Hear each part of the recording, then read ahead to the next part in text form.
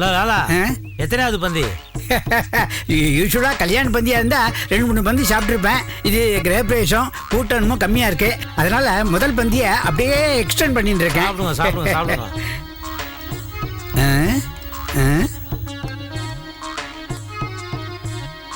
ஏன் இந்த வடையை அப்படி உத்து உத்து பாக்குறீள்? இந்த வடையை பார்த்த உடனே காமாட்சி பவன்ல காசு கொடுக்காம வகை வகையா சாப்பிட்டுட்டு வகையா மாட்டின்ட்டுமே, அதான் ஞாபகம் வருது. எந்த காமாட்சி பவன்? அடப்பாவி, வாய்க்குசாம சொல்றியே. 618 ரூபாய்க்கு சாப்பிட்டுட்டு கையில 5 பைசா கூட இல்லைன்னு வந்துட்டு இப்ப எந்த காமாட்சி பவன் கேக்குறேன்? ஓ, நான் வாங்கி தருவேன், நீங்களும் நீங்க வாங்கி தருவீங்க, நானும் ஏமாந்து ஒரு ஹோட்டலுக்கு போய் கையில காசு இல்லாம திருப்பி முடிச்சோமே. அந்த ஹோட்டல்ல கூட ஒரு லூசு அருமை எருமை ஏதோ உளறினாரு, அதானே? அப்படி எல்லாம் மரியாதை இல்லாம சொல்லாத. அவர் பெரிய மனுஷன் இல்லையா? அப்புறம் இந்த குத்தகை பணம் வந்ததும் முதல் வேலையா 618 ரூபா அவர்கிட்ட கொண்டு கொடுத்துட்டேன்.